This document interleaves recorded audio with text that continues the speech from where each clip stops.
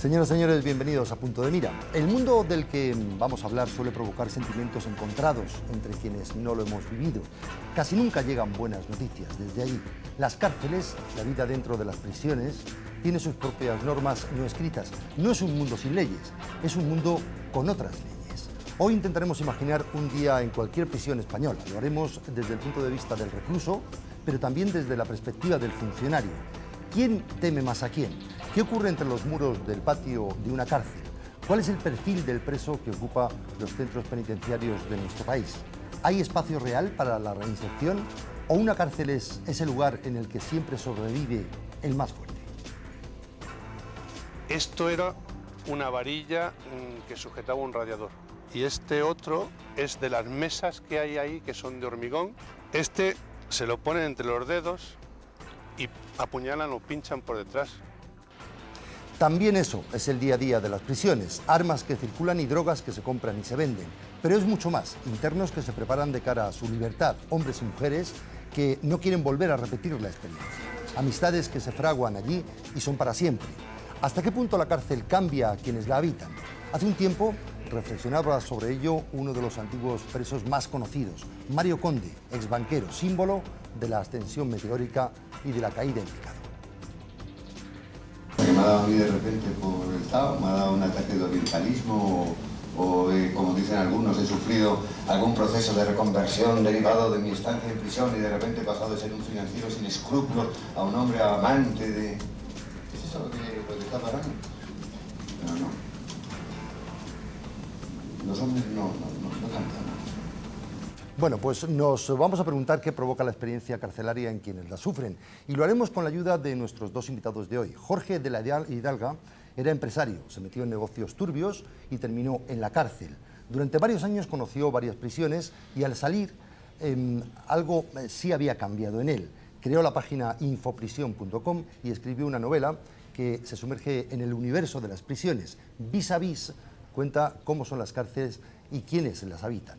Y nuestro segundo invitado es Fernando Pamós de la Hoz, abogado penalista, una vida profesional dedicada a defender ante la justicia a hombres y mujeres con delitos a veces muy graves.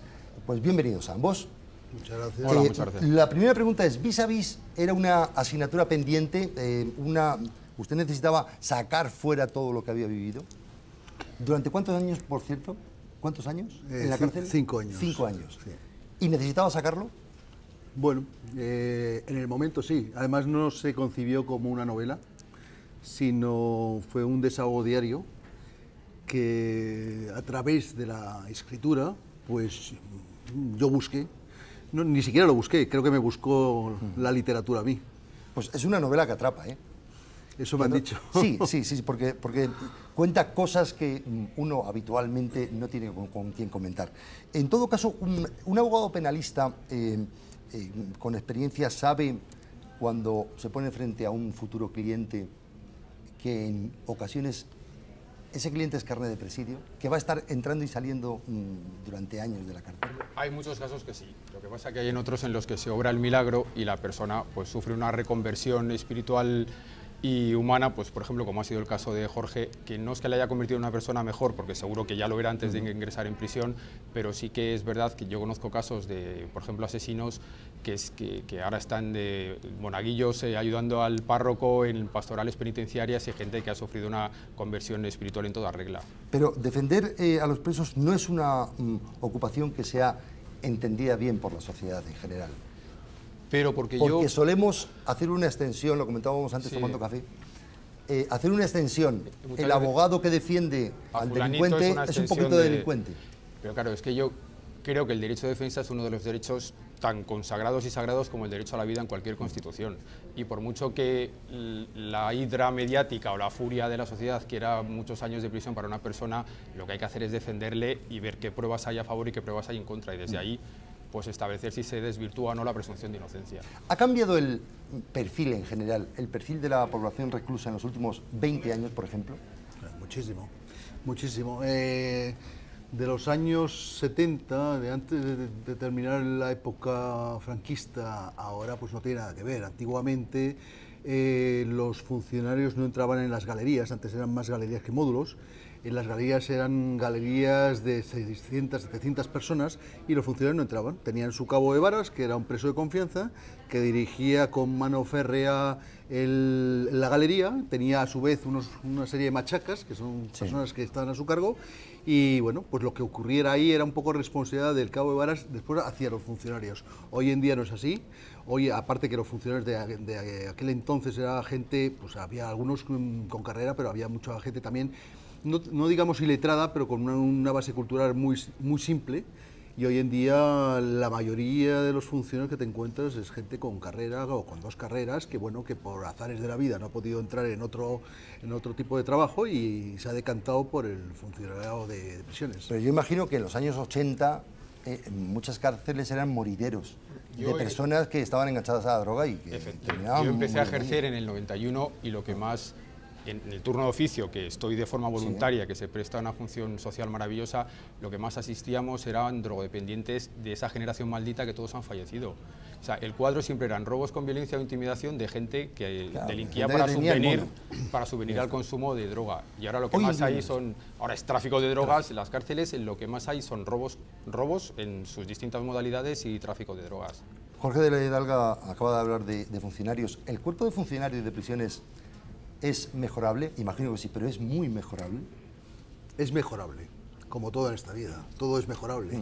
Pero no hace falta, tampoco hay que decir muy mejorable, porque estamos hablando de personas, y personas que tratan de llegar a la prisión, cumplir su trabajo, no tener problemas, no incurrir en problemas, porque lo que antiguamente ocurría ahora ya no ocurre. Si antiguamente se moría un preso en una galería, bueno, pues era un fallecido más y listo. Hoy en día no, hoy en día se muere un preso en una prisión o se suicida, realmente los funcionarios de ese turno, el jefe de servicios de ese turno y el subdirector de seguridad se encuentran con un marrón importante. Con un problema que tienen que resolver. Digo marrón porque es el argot talegario para entenderlo más claramente. Yo les propongo entrar en cualquier prisión española de la mano de los funcionarios. Las denuncias de ellos para mejorar la vida dentro de la prisión suelen ser frecuentes. Vamos a ver un reportaje en el que además uno de nuestros invitados da algunas claves sobre el día a día detrás de los muros.